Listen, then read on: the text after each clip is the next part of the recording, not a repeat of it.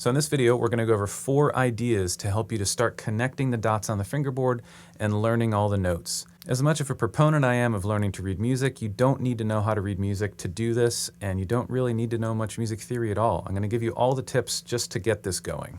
Okay, so tip number 1 is landmarks. We're going to use different reference points on the neck that we're going to memorize what that note is and why, and then use that as a jumping off point to figure out other notes. All right, the first landmark is the open strings. We have E, A, D, G, B, and E.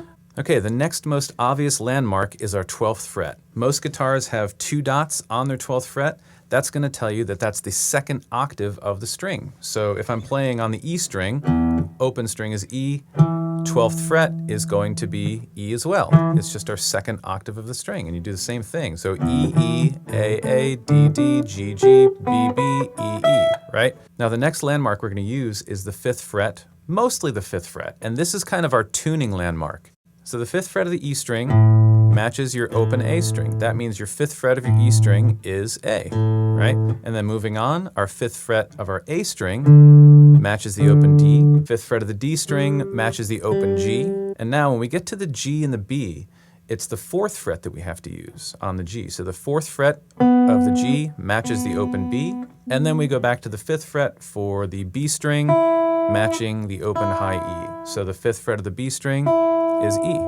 So now we have these 3 landmarks. We have our open, our octave, and then our tuning reference points. Now our next landmark is going to be on the 7th fret. And the way we want to think about the 7th fret is similar to how we did the tuning thing, but it's in octaves. So if you have your open, low E string, it's going to be an octave lower than the 7th fret of your A string. So the 7th fret of your A string has to be an E note.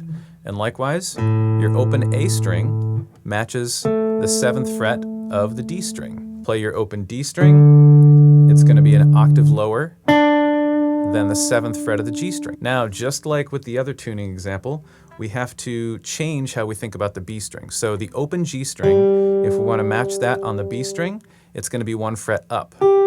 So we have the 8th fret of the B string is 1 octave above our G, so that's a G note, right? So going on to the B string, our open B string is 1 octave lower than the 7th fret of the high E string, so the 7th fret of our high E string is a B note. Okay, so now that we have these landmarks on the guitar neck, we're going to have to figure out a way to find the notes in between the landmarks. And this brings us to tip number 2, which I like to call the B to C and E to F rule.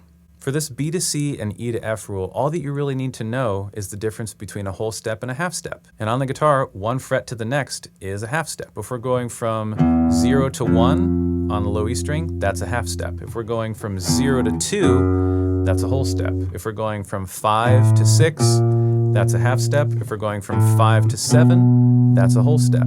So what's special about B and C and E and F is that B to C is a half step. E to F is a half step, no matter where you are on, I don't care what instrument you're on. If you're going from B to C, it's a half step. If you're going from E to F, it's a half step. Every other group of 2 notes is going to be a whole step away. So let's take this on the A string, for example. It's easy to think on the A string because it starts on the first note of our system. So we have A, so A to B is a whole step. So we're gonna go up 2 frets, right? B to C, that's our first half step. So B to C, half step, we're going 2 to 3, right? Now C to D, we're going from 3 up a whole step because C to D is a whole step. D to E, whole step, so up 2 frets. E to F, we're going from 7 now to 8 because it's a half step, E to F, right? And then we have fret 8, we're going up a whole step up to G. And then from G to A, we're going up another whole step. We just kind of go around the world from G to A. So it's just a little bit of music theory to get you to understand how the fretboard is laid out on each string. So if you're trying to figure out, let's say the 9th fret of the D string, right? So we're going to go over our landmarks. We have 0, 5, 7 is our closest landmark. And remember, if we go back to the 7th fret of the D string, it's going to be an octave above the open A. So this 7th fret is an A note, and it's not B to C, and it's not E to F, so the next note up is a whole step. We go A to B. B is our 9th fret. All right, so let's take one more. We're going to use something that's got a sharper flat. Let's take the 4th fret of the D string, okay? So we could either use our open landmark or we could use our 5th fret landmark. Let's just use our open and count up to it. So we have 4th fret of the D string, so we're going to use the open D.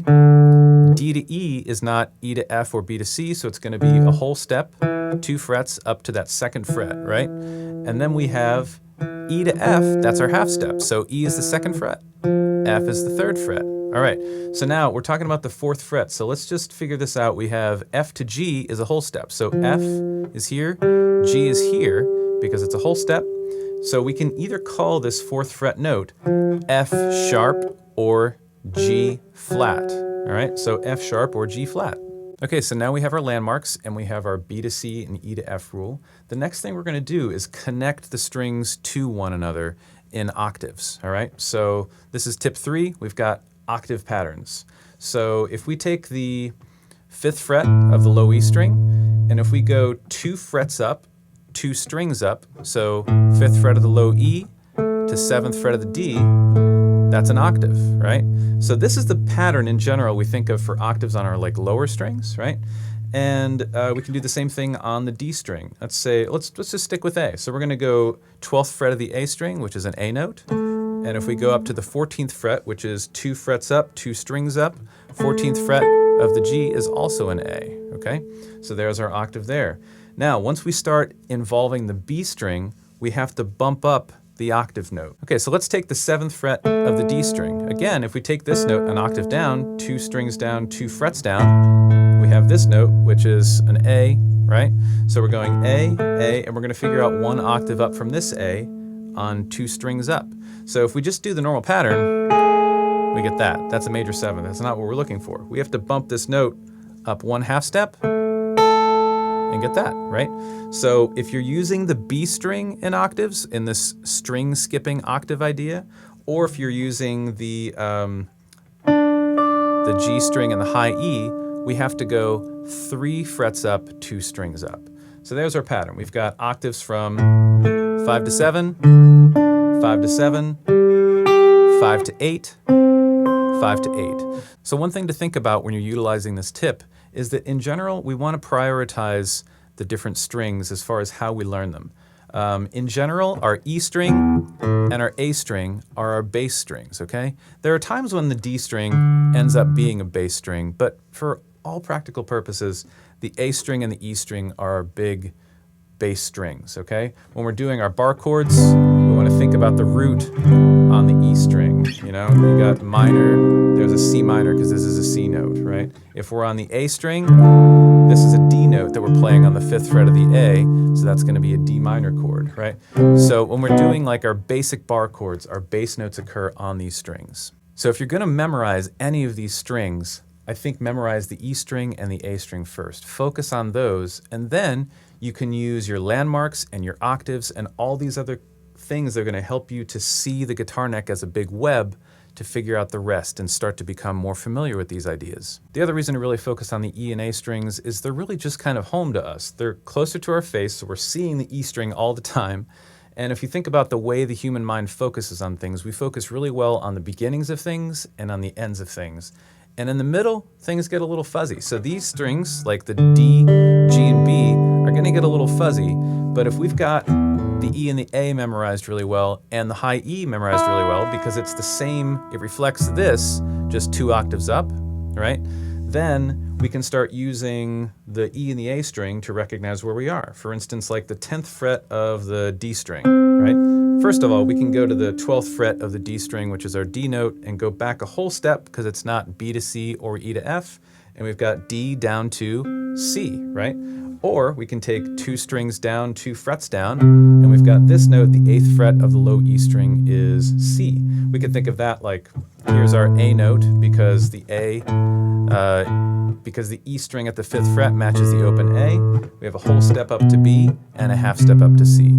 So you can see there are a lot of different ways of looking at each note. You can reference different points, reference landmarks, reference your octaves, but that's kind of the point in tip number 4, is that you just got to keep your mind open and always think about what note you're playing. If you're playing a song like for the first time in a band and you're on stage, try not to think about that too much, but when you're practicing, take that extra couple seconds and figure out what note you're playing. Or if you figure out a cool chord, figure out all the notes in the chord. Just always keep your brain on when you're doing this. And eventually you're going to start to see the patterns on the fretboard.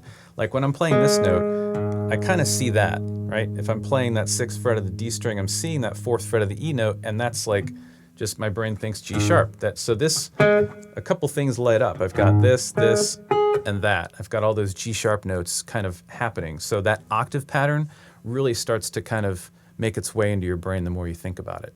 Okay, so thanks for hanging out and going over the fretboard with me. If you have any questions, let me know. Or if you have any other tips that I didn't go over, put them in the comments. It's always a work in progress, and I love having new tips to share with my students. And if you like this video, hit the like button. If you want to see more videos from me in the future, hit the subscribe button, and I'll see you next time. Bye.